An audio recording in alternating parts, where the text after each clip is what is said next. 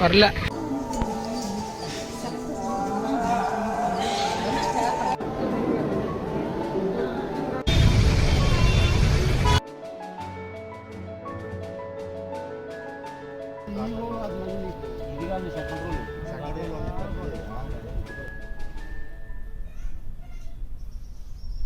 నా ఛానల్కి స్వాగతం. ఇది నా ఫస్ట్ వీడియోనే అరుణాచలం వెళ్తున్నాం. చాలా హ్యాపీగా ఉంది. ఫస్ట్ అయితే కింద ఒక లైక్ కొట్టి పూర్తి వీడియో చూడండి. థ్యాంక్స్. బస్ ఎక్కేసి ఇంకా ఇప్పుడే స్టార్ట్ అయిపోదాం. ఇంకా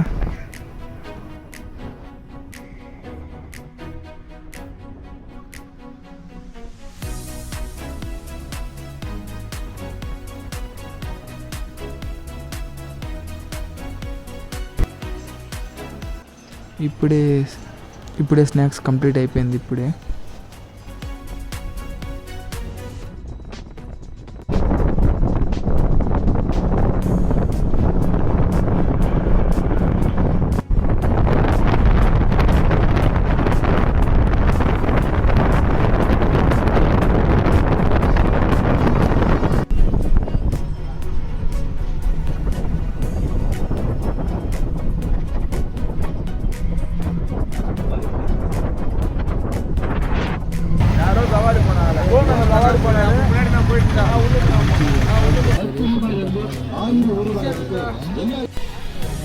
రాజగోపురం నుంచి జస్ట్ 200 మీటర్స్లో ఒక మఠం అయితే ఉంటుంది. Just 150 rupees. చాలా బాగుంటుంది.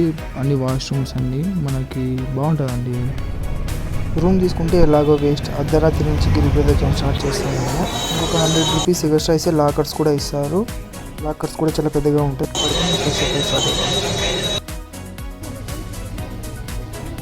2 o'clock గిరి ప్రదక్షిణ స్టార్ట్ చేసామండి మేము.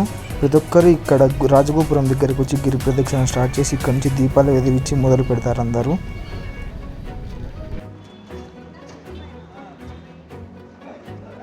కరెక్ట్గా 2 అయింది. ఇప్పుడైతే గిరి ప్రదక్షిణ స్టార్ట్ చేసినాము. చేసి ఏమంటావు చేసి?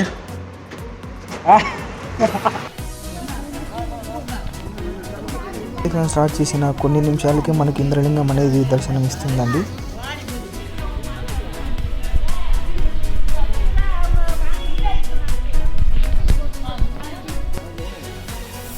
అరుణాచలం ఏ రోజైనా రావచ్చండి. ప్రతిరోజు ఒక ఫలితం ఉంటుంది. మీకు చూపిస్తా చూడండి.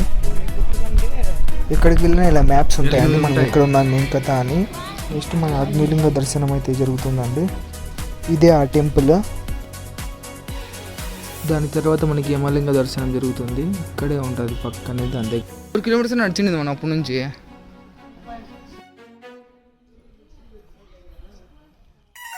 అరుణాచలంలో ఉన్నది అగ్నిలింగం. అది జ్ఞానాగ్ని వల్ల వచ్చే వేడి అంటారు. గుడి అంతా ఒక టెంపరేచర్లో ఉంటే గర్భగుడిలో అడుగు పెట్టగానే ఎక్కువ వేడి అనిపిస్తుందంట. అరుణ అంటే వేడి, చలం అంటే పర్వతం, వేడి పర్వతం అని అర్థం వస్తుంది అరుణాచలం అంటే. మధ్యలో ఏంటబ్బా ఇన్ని లింగాలు వచ్చాయి అని అనుకోవచ్చు ప్రతి ఒక్కరు. ఈ విశ్వానికి ఆధారం పంచభూతాలు. ఆ పంచభూతాలన్నిటికీ ఆద్యుడి శివుడు. అందుకే కంచిలో పృథ్వీలింగం, జమ్ముకేశిలో జలలింగం, అరుణాచలంలో అగ్నిలింగం, ఆకాశలింగం, శ్రీకాళహస్తిలో వాయులింగం, కోనార్కలో సూర్యలింగం. ఒకప్పుడు మనం తిరుగుతున్న ఈ పర్వతమే శివుడు. బ్రహ్మదేవుని కోరిక మేరకు ఇక్కడ ఒక లింగంలో ఆవిర్భవించాడు పరమశివుడు.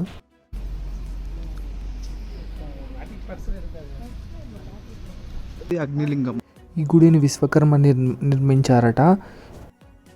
ఇక్కడ అగస్త్య మహాముని మొదటిగా పూజ చేశారనమాట.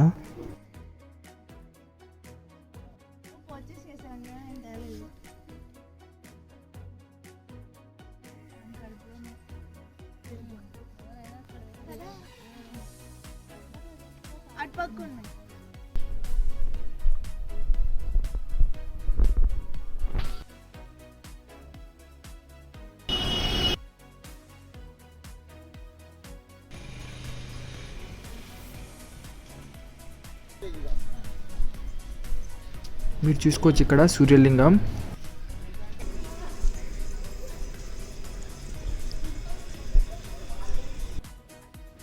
ఇక్కడ వరుణలింగం. చాలా చాలా బాగుంది. మేము అర్ధరాత్రి పోవడం వల్ల డోర్స్ అన్నీ క్లోజ్ చేశారు, అందుకే మీకు సరిగ్గా చూపించలేకపోతున్నాను అండి.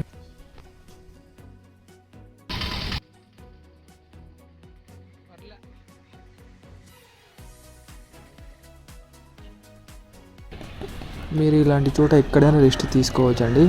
కాకపోతే ఎంత ఎర్లీగా అయితే అంత ఎర్లీగా గిరి ప్రదక్షిణ స్టార్ట్ చేయండి. పొద్దున్నైతే ఎండ మామూలుగా ఉండదు, చినిగిపోద్ది. మీరు చూసుకోవచ్చు, ఇది చంద్రలింగం.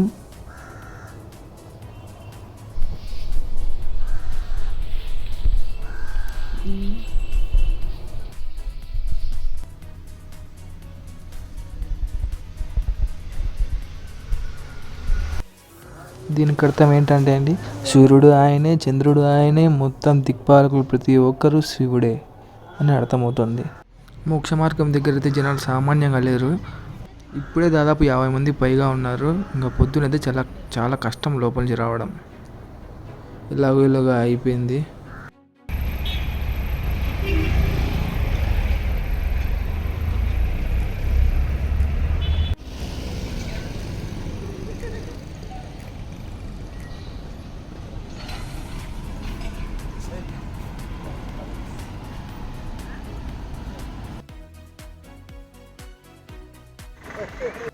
ఎట్టకోళ్ళకి రాజగోపురానికి ఒక 2 కిలోమీటర్ల దూరంలో వచ్చేసామండి. చాలా హ్యాపీగా ఉంది.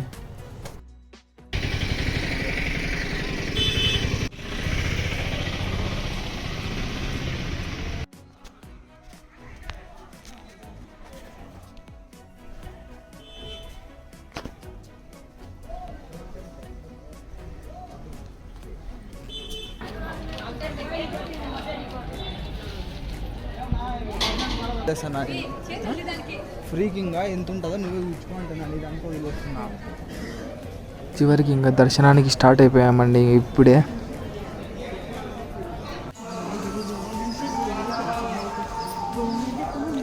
కనపడేదే రాజగోపురం. అది శ్రీకృష్ణదేవరాయలు విజయనగరం సమయంలో కట్టించారు. 215 అడుగుల ఎత్తుతో కట్టించారనమాట.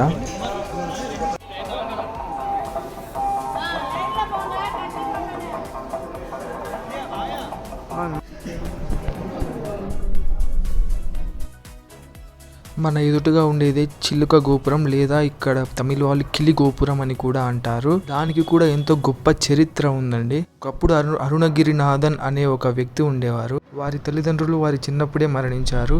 వారి బాగోగులన్నీ వాళ్ళ అక్కగారు చూసుకునేవారు. అరుణగిరినాథన్ పెరుగుతూ చెడు వ్యసనాలకు బానిసై వారి అక్కను పీడించేవాడు. వారి అక్క ఒకరోజు నిందించడంతో అరుణగిరినాథన్ ఆ గోపురం ఎక్కి ఆత్మహత్య చేసుకుంటాడు. కానీ సుబ్రహ్మణ్య స్వామి అతను రక్షిస్తాడు.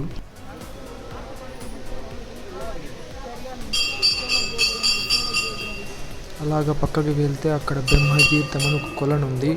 సూపర్తో ఉందండి. మీరు కూడా వస్తే ఖచ్చితంగా చూడండి, బాగుంది చాలా.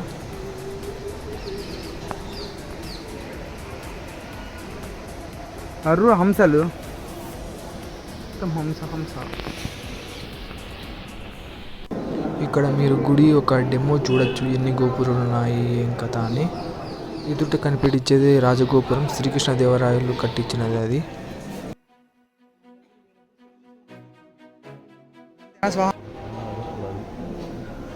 ఇదే కిలి గోపురం, దాని పక్కన ఉన్నదే సుబ్రహ్మణ్య స్వామి గోపురం. అది సుబ్రహ్మణ్య స్వామి చేతి స్పర్శతో తను ఎంతో గొప్పవాడు అవుతాడు.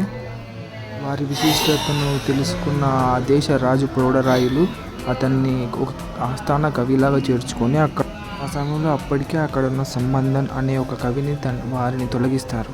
ఒకరోజు ప్రౌఢరాయులు నాకి సుబ్రహ్మణ్య స్వామిని చూపించు అంటే ఆ జ్యోతిని తట్టుకోలేదనుకో అని చెప్పా కూడా వినకుండా చూపిమని అడుగుతాడు. అప్పుడు గుడికి వెళ్ళి ఆ సుబ్రహ్మణ్య స్వామిని ఆ స్తంభంలో నుంచి ఒక మూర్తి బయటకు వస్తుంది. ఆ జ్యోతి తట్టుకోలేక ఆ రాజు కళ్ళు 2 పోతాయి. ఆ గుడి ఇప్పుడు కూడా అక్కడే పక్కనే ఉంటుంది. చూసి మీరు అరుణగిరినాథానికి పరకాయ ప్రవేశం చేసే విద్య తెలుసు. ప్రతిరోజు చిలకలోకి పరకాయ ప్రవేశం చేసి అతను ఎక్కడికో వెళ్ళి పారిజాత పుష్పాలు తెచ్చి స్వామికి పూజ చేసేవారు. దీన్ని గమనించిన సంబంధన్ అతను పరకాయ ప్రవేశం చిలకలోకి చేరగానే అతని శరీరాన్ని మంటలతో తగలబెట్టేస్తాడు. అప్పటి నుంచి అరుణగిరినాథన్ ఈ చిలుక రూపంలో ఇక్కడి కూడా అక్కడ పాటలు పాడుతూ ఉంటారని నమ్మకం. అన్నట్టు ఈ గుడి వెనుక ఉన్న ఆ పర్వతమే ఒకప్పుడు శివుడు. పర్వతానికే మనం ప్రదక్షిణ చేసేది.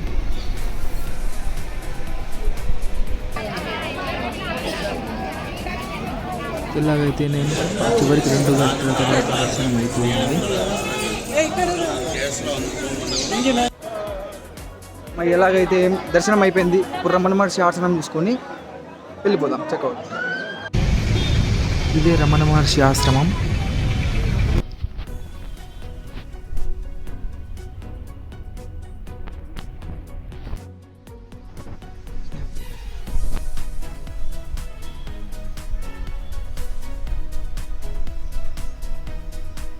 లోపల వారి సమాధి, వారి అమ్మగారి సమాధి కూడా ఉంది. లోపల కాకపోతే వీడియో అసలు full restriction, photo restricted area. ఇది వారి శిష్యుల యొక్క సమాధులు అనుకుంటున్నా, నాకు కరెక్ట్గా తెలీదు.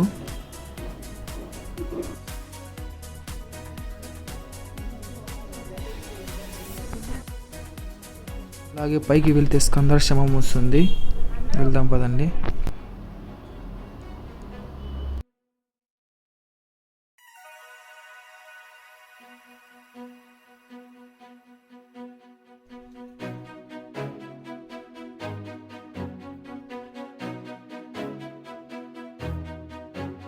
మొత్తం 90% ఫారినర్స్ ఉన్నారు. ఏమంటే వీడియో తినలేదు. ఆశ్రమం ఇది చాలా పీస్ఫుల్గా చాలా బాగుంది. ఫారినర్స్ ప్రతి ఒక్కరు మెడిటేషన్లో ఫుల్ మునిగిపోయారు.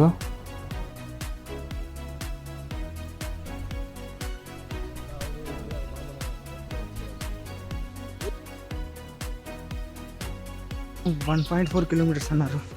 నేనేమో పోయే కొద్ది వస్తున్నారు శశి.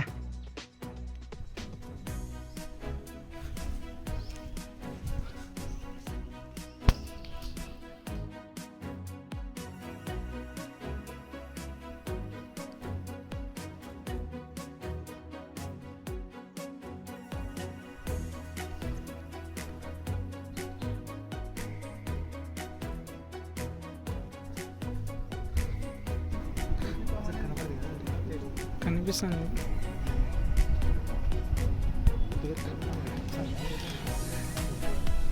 ఈ గుడి ఇంత శివశాలంగా ఉండడానికి కారణం చోళ మహారాజులు. వారు గొప్ప శివభక్తులు, వారు గొప్ప వీరులు కూడా.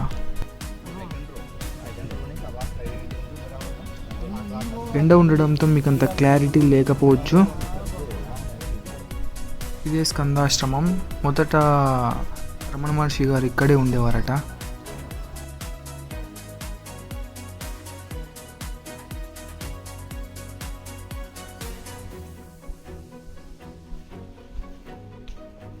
కాదురా దాని తోక ఒక కోటి ఒక ఆసనాలు వేసినాయప్ప. ఇదొక ఆసనం వేసింది కదరా, కోటి ఒక ఆసనం.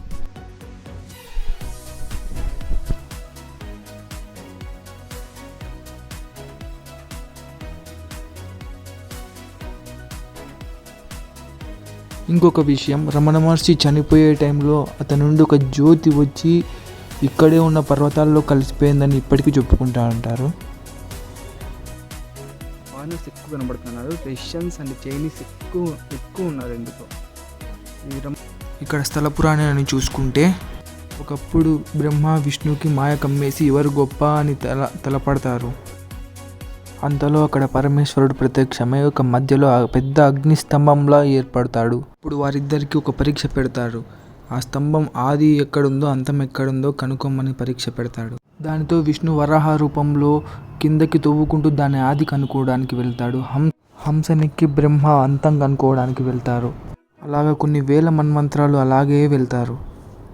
ఇక విష్ణువుకి మాయాపురలు వీడి ఆది అంతము లేదని పైకి బ్రహ్మ పైనుంచి వస్తుండగా అక్కడ ఒక మొగలి పువ్వు కనపడుతుంది.